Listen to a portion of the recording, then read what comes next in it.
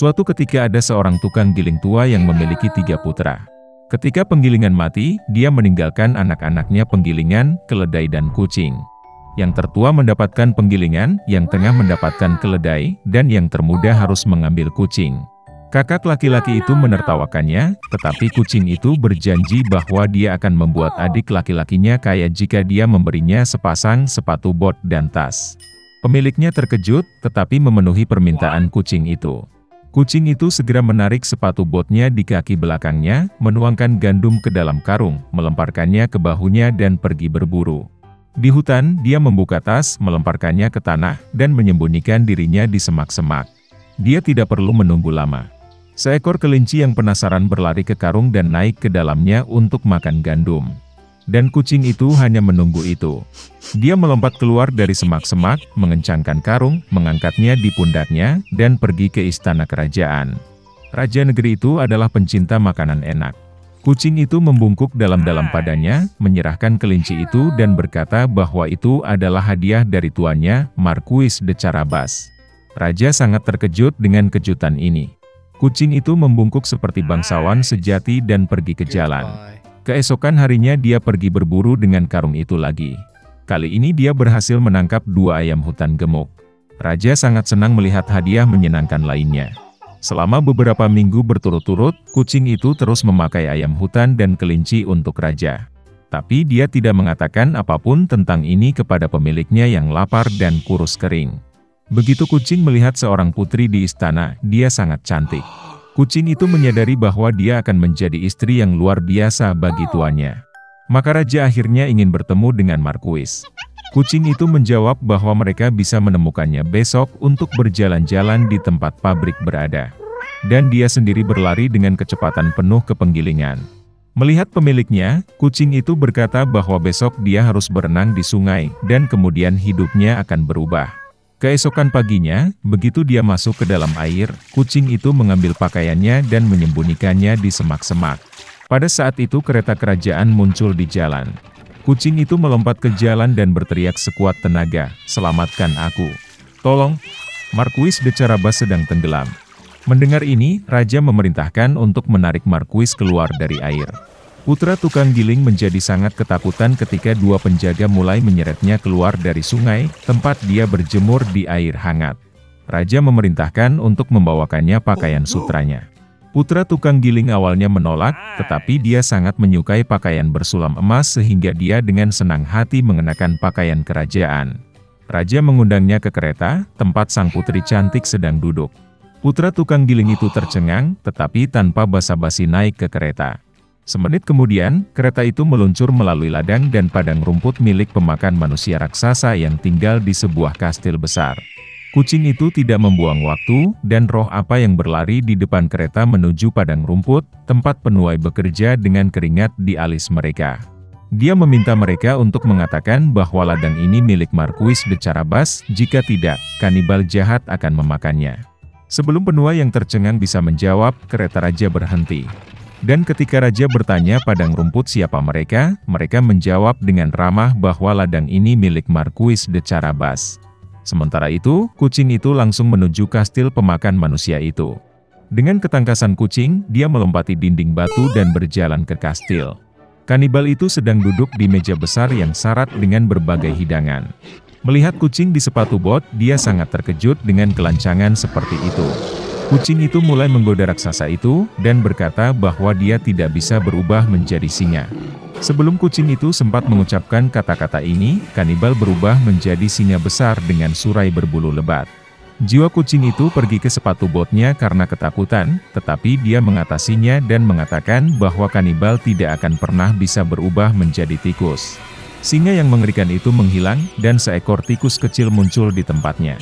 Dan itulah yang dibutuhkan kucing itu, dalam sekejap ia menangkap tikus itu, menangkapnya, dan memakannya. Pada saat ini, kereta kerajaan melaju ke halaman kastil. Membuka pintu kereta, kucing itu membungkuk dengan sopan dan berkata bahwa dia senang melihat semua orang di kastil Marquis de Carabas. Sulit untuk mengatakan siapa yang lebih mati rasa karena takjub mendengar kata-kata ini, raja atau putra tukang giling, yang sudah tidak mengerti sama sekali. Kucing itu membawa para tamu ke meja. Di akhir makan malam, Raja, setelah makan sampai kenyang, berkata bahwa Marquis memang orang yang sangat berharga. Oleh karena itu dia dengan senang hati akan memberikan putrinya kepada istri. Sang putri bahagia, muda, tampan, dan selain itu, dia sangat menyukai Marquis yang kaya. Segera mereka memainkan pernikahan. Jadi putra tukang giling menikah dengan seorang putri dan menjadi seorang pangeran. Mereka semua hidup bahagia selamanya, terutama kucing itu, yang dengan bangga mondar-mandir di istana dengan sepatu bot tinggi. Di luar turun salju, semakin gelap dan semakin gelap. Itu tepat sebelum Natal. Di musim dingin ini seorang gadis pengemis kecil dengan kepala telanjang dan kaki telanjang berkeliaran di jalanan. Kakinya benar-benar merah karena kedinginan. Di tangannya, gadis itu membawa sebuah kotak. Itu adalah penjual korek api kecil. Sepanjang hari dia tidak menjual satupun korek api, karena tidak ada yang memperhatikan gadis itu. Dia tidak dapat kembali ke rumah, karena hari itu dia tidak membantu sepeser pun. Gadis itu tidak punya pilihan selain berkeliaran di jalanan lebih jauh. Akhirnya gadis itu menemukan tempat yang nyaman di sekitar sudut rumah. Dia duduk di tanah yang membeku. Gadis itu merasa lebih dingin. Tangannya benar-benar membeku, dan jari-jarinya sakit karena kedinginan. Dia tidak bisa menahan rasa sakit ini lagi. Gadis itu dengan takut-takut mengambil satu korek api. Dengan tangan gemetar, dia memukul korek api ke dinding. Korek api itu menyala terang dan mulai menyala dengan nyala api yang merata, seperti lilin kecil. Gadis malang itu menggesernya dari tangan ke tangan untuk menghangatkan jari-jarinya. Dia membayangkan dirinya duduk di dekat perapian besar di ruangan yang indah. Ini membuat gadis itu semakin hangat. Tapi tiba-tiba, apinya padam. Perapian menghilang, dan hanya korek api yang tersisa di tangannya. Gadis itu menyalakan korek api lagi. Untuk mencegah angin bertiup, benda malam itu berbalik menghadap tembok. Gadis itu melihat ke arah korek api, dan dinding itu tiba-tiba menghilang. Sebuah ruangan besar dan elegan muncul di depan matanya. Ada banyak makanan berbeda di atas meja set dengan taplak meja putih salju. Gadis itu ingin mengambil sepotong daging, tapi korek apinya padam, dan dinding yang dingin dan lembab berdiri di depan benda malang itu lagi. Gadis itu menyalakan korek api lagi. Sekarang dia sedang duduk di depan pohon Natal yang mewah. Pohon ini jauh lebih tinggi dan lebih anggun dari yang pernah dilihat gadis itu. Ribuan lilin menyala di dahan-dahannya yang hijau. Gadis itu tidak bisa mengalihkan pandangan dari mereka. Tapi tiba-tiba pertandingan itu padam. Cahaya mulai menyala lebih tinggi, dan segera berubah menjadi bintang cerah. Gadis itu lagi-lagi membenturkan korek api ke dinding, dan ketika semua yang ada di sekitarnya menyala, dia melihat bagaimana salah satu bintang berguling di langit, meninggalkan jejak api yang panjang di belakangnya. Mungkin seseorang meninggal, pikir gadis itu. Nenek tercintanya mengatakan lebih dari sekali bahwa ketika tanda bintang jatuh, jiwa seseorang terbang ke surga. Dan tiba-tiba, neneknya yang baik hati dan penuh kasih sayang muncul di depan gadis itu. Dia muncul saat dan kemudian korek api di tangan gadis itu terbakar. Citra yang disayanginya lenyap. Gadis itu buru-buru memukul semua korek api yang tersisa di dalam pak, hanya untuk melihat neneknya lagi. Korek api itu menyala begitu menyilaukan sehingga menjadi lebih terang dari siang hari.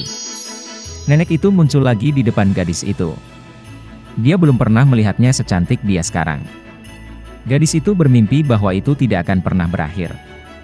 Nenek menggenggam tangan cucunya, dan bersama-sama mereka terbang tinggi ke langit, di mana tidak ada rasa lapar, tidak dingin, tidak ada rasa takut.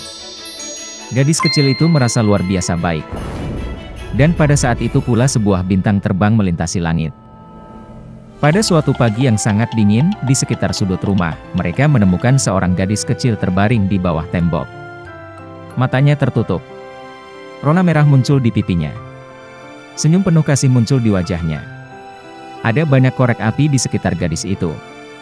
Tidak ada yang tahu keajaiban apa yang kebetulan dia lihat, dan di antara keindahan apa yang mereka, bersama dengan nenek mereka, temui malam Natal ini.